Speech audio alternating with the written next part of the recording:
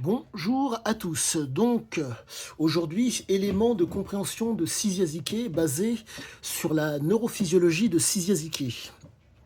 Je dois cet élément, entre autres, à monsieur Guillaume Kerner ainsi qu'à monsieur Abdallah, que je salue au passage, qui pratique donc la boxe thaï chez, bon, à la Kerner Team, rue Ordener. Donc, au-delà de ça, je voulais vous parler d'un élément physiologique, neurophysiologique, qui était propre à Csikszentmihalyi et qui me permet aujourd'hui de comprendre d'autant mieux l'homme, si je puis dire, physiquement, voire même psychologiquement.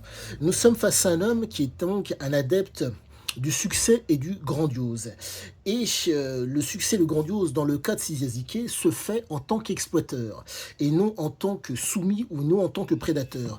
Cette perspective, ce registre dans lequel il s'inscrit permet d'expliquer nombre de choses par rapport aux textes oraux et par rapport à tout ce qu'il a pu faire au cours de sa vie. Donc, la chose en est la suivante. Il faut comprendre que lorsque l'on est donc un exploiteur à la marge, le diable se cache dans les détails. Le diable est le suivant pour moi, par rapport à ce détail de l'exploitation à la marge. Il faut être constamment présent, il faut être omniprésent. Car, pour reprendre une phrase qu'il avait dite dans Oro, je trouverai toujours des imbéciles qui feront le travail à ma place. L'objectif n'est pas de décrédibiliser les gens qui travaillent à la marge. L'objectif est de comprendre cette chose. Ces hommes n'ont pas l'envergure suffisante pour être des exploiteurs. Ce sont des, comment dire, des gens qui sont des situationnistes. L'occasion fait le larron. Mais la problématique de cette perspective court-termiste fait qu'ils s'inscrivent dans une médiocrité. Ce qui veut dire que là où il y a moyen, il faut comprendre qu'au niveau neurophysiologique, pour faire simple, la petite rapine est susceptible de les intéresser, va même les motiver à agir. Dans le cas de Csikszentmihalyi, de par le père légionnaire albanais, vous êtes face à un homme, donc, de par la formation légionnaire et de par les origines albanaises, la formation légionnaire fait que vous devez avancer à l'épreuve des faits. L'approche albanaise, si je puis dire, l'approche culturelle albanaise fait que, de par le fait que le père est natif du village de Weiss dans la région de Vlora, donc une région montagneuse, vous vous retrouvez avec une mentalité qui fait que ce sont des gens qui sont autonomes et qui ne veulent pas être dépendants. Mais les Albanais ont été envahis, pardonnez-moi, par les Turcs, qui sont restés de mémoire 3 ou 4 siècles. Quoi qu'il en soit, les Turcs sont restés 4 siècles, mais ils sont partis. Donc, certaines conduites, si je puis dire, guerrières, ont perduré. Le clan, la famille, et si je puis dire, le travail, la famille et la perspective de voyous. Qui fait que vous vous retrouvez donc avec des gens qui, lorsque l'envahisseur turc n'était pas présent, faisaient ce que bon leur semble chez eux, dans le cadre familial. Ce sont des éléments, certes disparates, mais qui vont vous permettre de comprendre d'autant mieux l'homme et qui vont faire la différence pour bon nombre de choses dans votre vie. Car j'essaie de défocaliser, dézoomer, pour que vous ne soyez pas focus. Donc, chose à comprendre qui est très importante. Le prédateur, l'exploiteur, le soumis. Csikszia est un exploiteur. Ce qui veut dire que avoir conscience, prendre conscience est en prise avec le réel. C'est le fait de gens qui sont dans la conscience. Les gens sur lesquels Csikszentmihalyi asseyait une autorité étaient des gens, si je puis dire, immatures. Je trouverais bien des imbéciles pour faire le travail à ma place.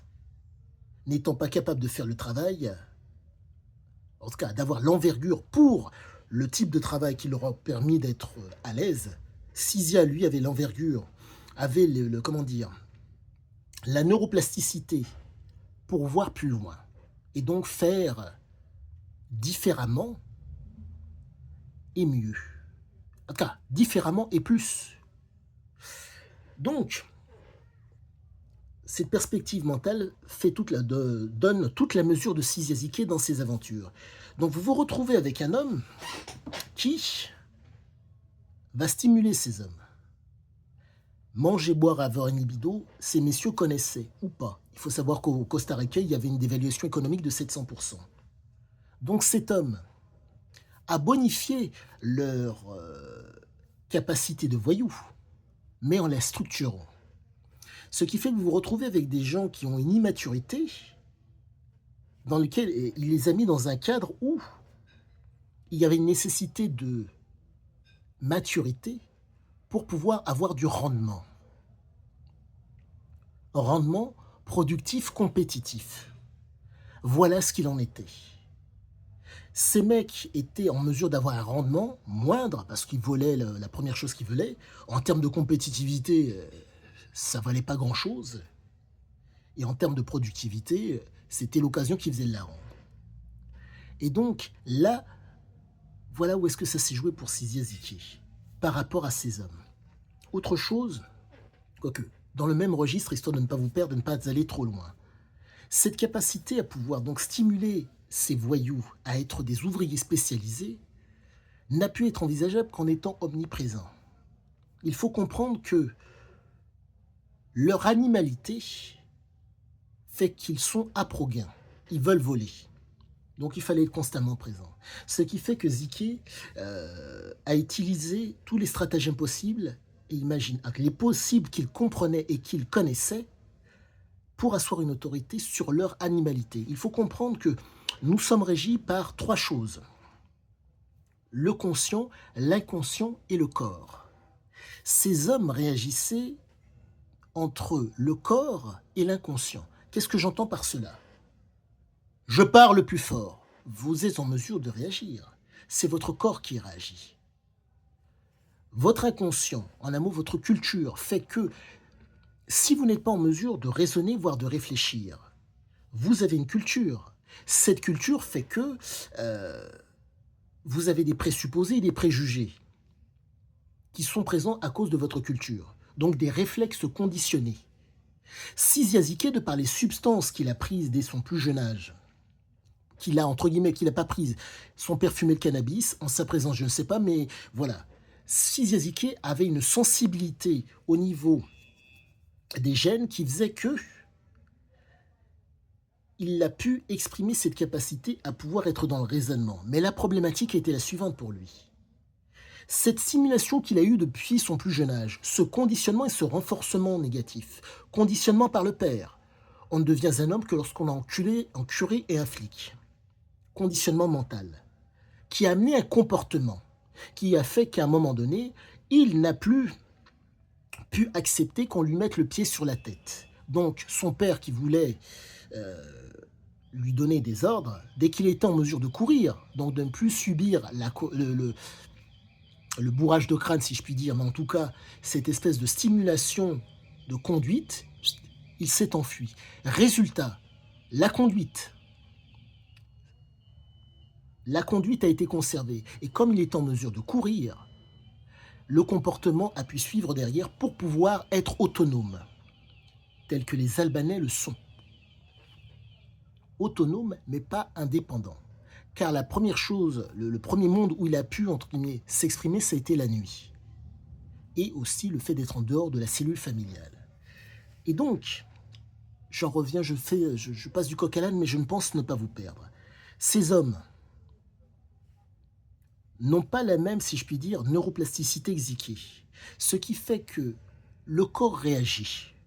Mais la capacité à avoir conscience qu'ils sont sur une mine d'or, ou dans un lieu où s'ils sont organisés, donc s'ils arrivent à se projeter, la logique voudrait que ce soit un avenir, mais dans le cas des addicts, il n'y a pas d'avenir, il n'y a qu'un futur. Il faut que vous compreniez cette chose qui est fondamentale. Les addicts nous sont supérieurs. Pourquoi?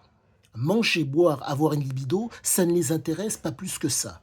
La substance prend le pas sur nombre de choses. Ce qui fait que vous vous retrouvez, pour certains, avec le développement qui devrait permettre normalement un contrôle de leur personne ne se fait pas. Donc ce qui veut dire que vous êtes face à des gens immatures. Qu'entends je par immaturité? Manger, boire et voir une libido, c'est commun à tous. Et c'est ce qui permet la vie. Eux s'inscrivent dans la survie. Voilà pourquoi Siziazike faisait la différence. Le père militaire, qui a mis des cadres, mais qui tenait des propos qui étaient stimulants et pour moi, je le trouve ordurier encore aujourd'hui, fait que le fils a vu la conduite et le comportement du père pour pouvoir gérer l'espace. Exemple concret, lorsqu'il y a eu les troubles au Maroc aux alentours des années 55 ou 56, le père, arme à la main, tire par la fenêtre. Le drapeau français est planté à la fenêtre. La mère recharge et ils pensaient qu'ils allaient se faire massacrer. Donc vous êtes face à un homme qui est territorial. Chez lui, c'est chez lui. Donc vous vous retrouvez face à un homme qui veut imposer son imaginaire, voire son monde. Siziazike a répété le comportement du père, voire la conduite à certains moments. Mais, chose fondamentale pour ne pas vous perdre, par rapport à Oro, c'est que, bon, tout se tient. Tout a l'air de se tenir. Et je pense ne pas me tromper en vous disant que le père a transmis les gènes, la mère aussi a transmis les gènes de voyageuse. La mère était gréco-libanaise. Le père était un guerrier. Un guerrier ainsi qu'une voyageuse ont donné Siziazike.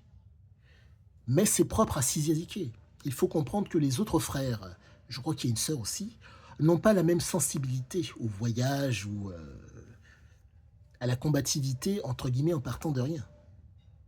Car quand il partait de la maison, il allait dans une inconnue, pas faire quelque chose qu'il connaissait. Et il a reproduit le même schéma quand ils sont arrivés en France, la nuit. Donc vous vous retrouvez face à un homme qui est en mesure de commander, si je puis dire, à son animalité, et qui est en mesure de commander, pardonnez-moi, à son inconscient. Et qui, de par la formation du père, de par l'imprégnation que le père a eue sur lui, car il faut savoir cette chose qui est fondamentale. Il s'appelait au départ Jean-Charles, et de Jean-Charles, il est passé à Sizia. Donc il a eu un espèce d'alter ego. Il a pris ce père comme exemple, mais je pense que son père a fait d'une certaine façon office d'alter ego, car il était valable pour être dans le contrôle. Et cette espèce d'ombre paternelle a fait que Siziazike était tel que nous le connaissons, pour peu que vous ayez lu l'ouvrage. Mais quoi qu'il en soit, si vous avez la moindre question, n'hésitez pas. Sur ce, à bientôt.